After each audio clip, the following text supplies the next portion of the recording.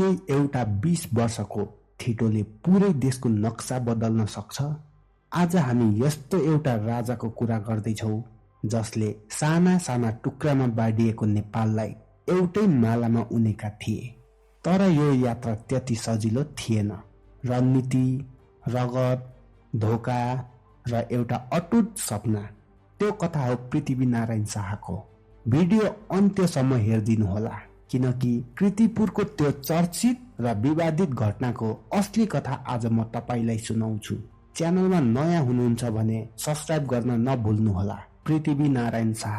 अघिल्लो अध्यायमा पृथ्वीनारायण शाहको जीवनीको पृष्ठभूमि बारे चर्चा गरिएको थियो। त्यसमा उत्तरी भारतको अवस्था, पश्चिम नेपालका 24 राज्यहरूको स्थिति र काठमाडौँ उपत्यकामा मल्ल राजाहरूको अवस्था समेटिएको थियो। अब भने पृथ्वीनारायण शाहको जीवनीको विवरण प्रस्तुत गर्ने समय आएको छ। पृथ्वीनारायण शाह गोर्खाका राजा नरभूपाल शाहका छोरा थिए। उनकी आमा कौशल्यावती देवी थिइन्, जो नरभूपाल शाहकी दोस्रो रानी थिइन् र पाल्पाका राजा गन्धर्वसेनकी छोरी थिइन्। नरभूपाल शाहकी जेठी रानी चन्द्रप्रभावती निशान्त भए पनि उनले पृथ्वीनारायण शाहलाई हुर्काउने र उनको व्यक्तित्व निर्माणमा ठूलो भूमिका खेलेकी थिइन्। नरभूपाल शाहले नुवाकोट कब्जा गर्ने प्रयास असफल भएपछि उनले राज्यका कामकाजमा चासो कम गरेपछि चन्द्रप्रभावतीले गोर्खा राज्यको जिम्मा सम्हालिन् र पृथ्वीनारायण शाहलाई सानैदेखि शासनका काममा सहभागी गराइन्। पृथ्वीनारायण शाहको जन्म मितिमा मतभेद भए पनि धेरै इतिहासकारले विक्रमसम्म 1979 पौष 27 गते स्वीकार गरेका छन्। Marriage and ambition. सन् 1737 वा 38 तिर पृथ्वीनारायण शाहको विवाह मकवानपुरका राजा हेमकर्ण सेनकी छोरीसँग भयो। यो विवाह नरभूपाल शाहले नुवाकोटमा हार बेहोरेको केही समयपछि भएको थियो। वास्तवमा यो विवाह गोर्खा राज्यलाई विस्तार गर्ने योजनाको एक महत्वपूर्ण भाग थियो।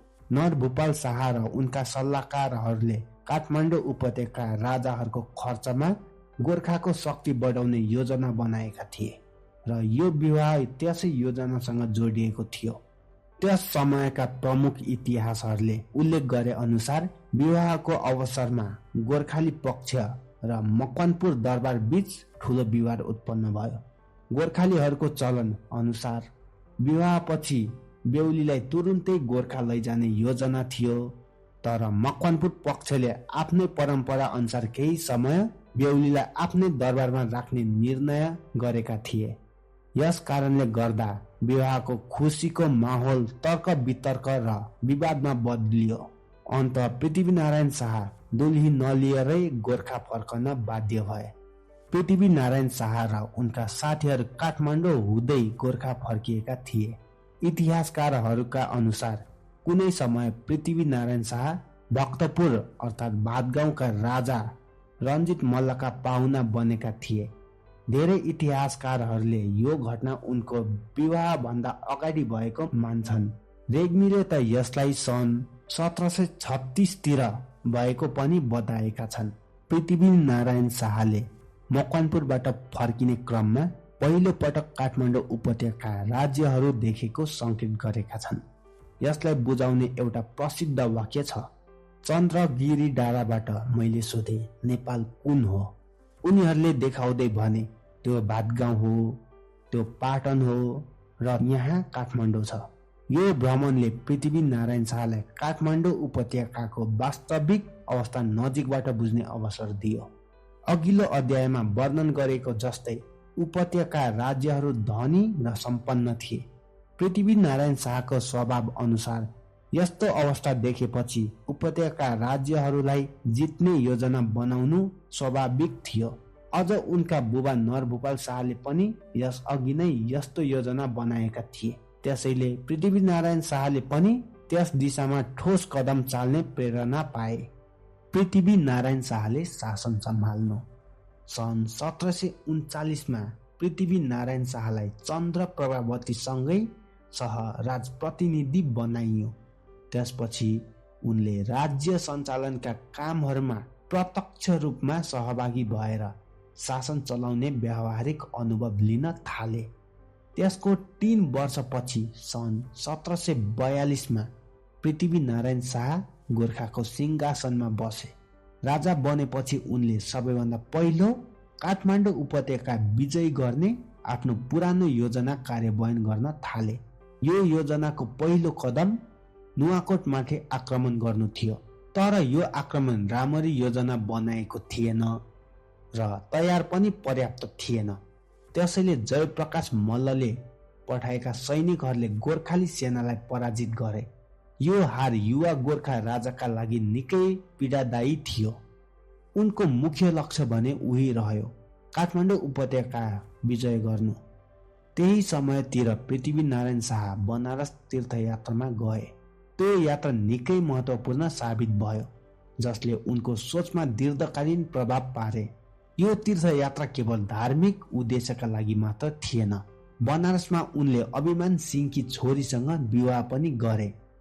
यो विवाह महत्त्वपूर्ण गठबन्धन बन्यो, किनकि अभिमान सिंहले पृथ्वीनारायण शाहलाई केही बन्दुक प्राप्त गर्ने सहयोग गरे, जसले उनको भविष्यका योजनामा मद्दत गरे। बनारसबाट फर्किने क्रममा पृथ्वीनारायण शाह मध्य नेपालका धेरै साना राज्यहरू हुँदै गोर्खा फर्किए। यो यात्रा उनले आरामसँग गर्दै धेरै राजा र राजकुमारहरूसँग भेटघाट र कुराकानी गर्दै पूरा गरे। ती भेटघाटका विवरणहरूले देखाउँछ कि उनको नुवाकोट मात्र होइन, सम्पूर्ण काठमाडौँ उपत्यका विजय गर्ने हद संकल्प थियो। यही समयमा पृथ्वीनारायण शाहले 24 राज्यहरू र विशेष गरी लमजुङसँग सन्धि गरे। यसको महत्त्व निकै ठुलो थियो। यी सन्धिहरू सफलतापूर्वक सम्पन्न गराउने कालु पाण्डेले महत्त्वपूर्ण भूमिका खेले। उनी एक कुशल कूटनीतिज्ञ साबित भए। यही कारणले गर्दा उनलाई पृथ्वीनारायण शाहले काजी अर्थात् प्रधानमन्त्री जस्तै उच्च पद नियुक्त गरे। यो नियुक्ति जनप्रिय निर्णय थियो र पृथ्वीनारायण शाहले कहिले पछुताउनु परेन। कालु पाण्डेले लगभग 20 वर्षसम्म काजीको रूपमा सेवा गरे, तर सन् 1757 कीर्तिपुरको युद्धमा उनको मृत्यु भयो, जसले उनको उत्कृष्ट र निष्ठावान सेवाको अन्त्य भयो। नुवाकोट पुनः विजय। पृथ्वीनारायण शाहले आवश्यक तयारी पूरा गरेपछि नुवाकोटमाथि दोस्रो आक्रमण गर्ने निर्णय गरे। यो 7 वर्षको अवधिमा गोर्खालीहरूको तेस्रो प्रयास थियो नुवाकोट किल्ला कब्जा गर्ने। यस पटक आक्रमण सफल भयो र सन् 1744 नुवाकोट गोर्खालीहरूको हातमा आयो। नेपालको नक्सा हेर्दा नुवाकोटको महत्त्व स्पष्ट हुन्छ, किनकि यो पश्चिमबाट काठमाडौँ उपत्यकामा प्रवेश गर्ने मुख्य द्वार थियो। साथै नेपाल तिब्बत व्यापारको मुख्य मार्गमध्ये एकलाई नियन्त्रण गर्ने स्थान पनि यही थियो। त्यति बेला नेपाल तिब्बत व्यापार उपत्यका मल्ल राजाहरूको मुख्य आय स्रोत थियो। नुवाकोट विजयपछि जयप्रकाश मल्लले तुरुन्तै किल्ला फिर्ता लिन काशीराम थापाको नेतृत्वमा सेना पठाए, तर पृथ्वीनारायण शाहका गोर्खाली सेनाले उक्त आक्रमण पराजित गरे र नुवाकोट गोर्खाको नियन्त्रणमा मजबुत रह्यो।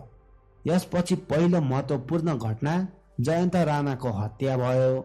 जयन्त राणा पहिले गोर्खामा रहे पनि पछि जयप्रकाश मल्लको सेवामा गएका थिए। पृथ्वीनारायण शाहले उनलाई पुनः फर्किन आग्रह गर्दा उनले नुनको सोझो हुनुपर्छ भन्दै अस्वीकार गरे। त्यसपछि नुवाकोट विजयपछि उनलाई जिउँदै छाला उतारेर हत्या गरियो, जसलाई विश्वासघात रोक्ने कडा सन्देशका रूपमा हेरिन्छ। दोस्रो घटना काशीराम थापाको हत्या भयो। नुवाकोट फिर्ता लिन पठाएका उनी युद्धमा पराजित भएपछि काठमाडौँ नफर्की आफ्नै घर गएका कारण जयप्रकाश मल्लले उनीमाथि शङ्का गरे र अन्त उनलाई 7 जना सरदारहरूसहित हत्या गरियो, जसले दरबारभित्र असन्तोष बढायो। यस अवस्थालाई प्रयोग गर्दै पृथ्वीनारायण शाहले आफ्ना प्रभाव विस्तार गर्दै सन् 1744 देखि 1757 उपत्यकाको उत्तर र पूर्वका गाउँहरू कब्जा गरी काठमाडौँ जाने मार्गहरू आफ्नो नियन्त्रणमा लिए।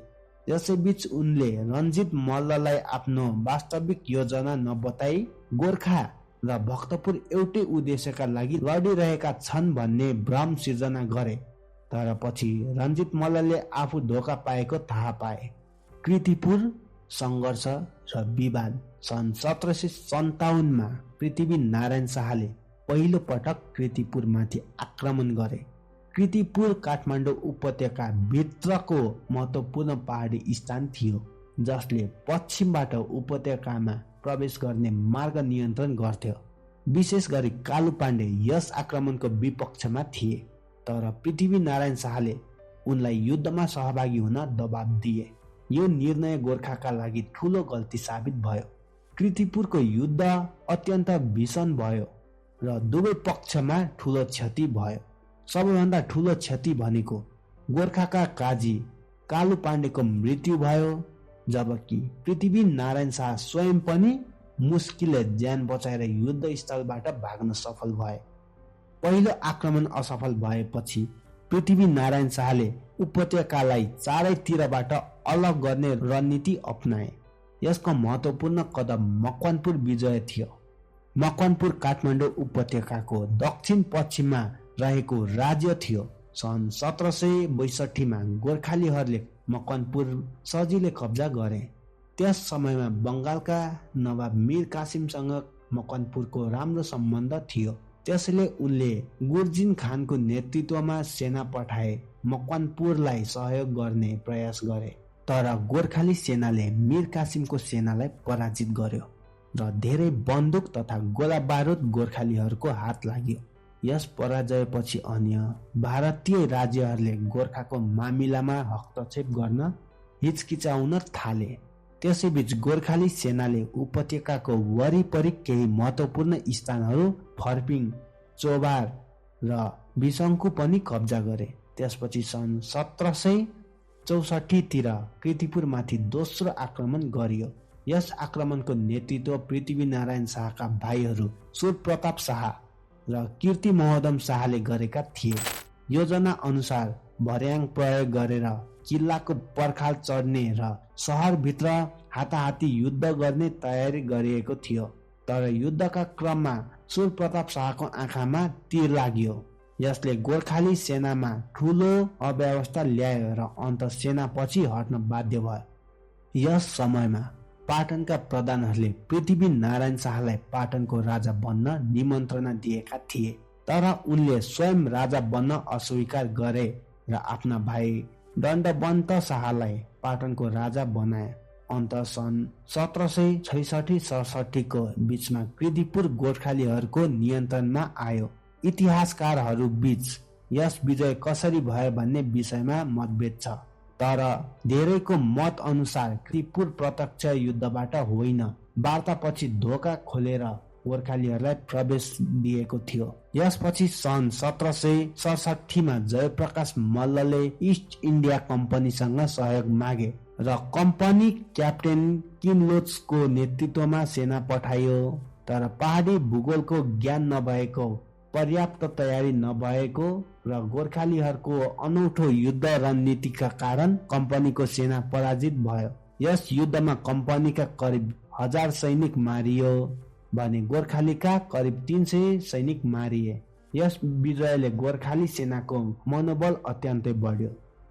काठमाडौँ उपत्यकामा अन्तिम सफलता सन् 1768 सेप्टेम्बर 25 को इन्द्र जात्राको रात पृथ्वी नारायण शाहका सेनाले काठमाडौँमा नारदेवी, भीमसेनथान र टुडीखेल 3 दिशाबाट आक्रमण गरी करिब 4 घण्टाको लडाईँपछि विजय हासिल गरे। जयप्रकाश मल्ल भने भागेर पाटन पुगे। त्यसै रात पृथ्वी नारायण शाहले दरबारमा आफूलाई काठमाडौँको राजा घोषणा गरे। त्यसपछि केही समयमै पाटन पनि गोर्खालीहरूको नियन्त्रणमा आयो। अन्तिम रूपमा भक्तपुरमाथि आक्रमण गर्दा रञ्जित मल्लले प्रारम्भमा युद्ध नगरी बसे पनि अन्त गोर्खाली सेनाले रातमा आक्रमण गरी दरबार घेरेपछि छोटो तर कडा युद्ध भयो र उनले आत्मसमर्पण गरे। 13 नोभेम्बर 1769 भक्तपुर र पाटनसँगै काठमाडौँ उपत्यका तीनै राज्य गोर्खाको अधीनमा आए। त्यसपछि पृथ्वी नारायण शाहले विस्तार भन्दा राज्य शुद्धिकरणमा ध्यान दिए। पूर्वतर्फ सफलता पाए र अन्त सन् 1774 नुवाकोटमा दिव्य उपदेश दिएपछि 10 जनवरी 1775 मा देवीघाटमा उनको मृत्यु भयो।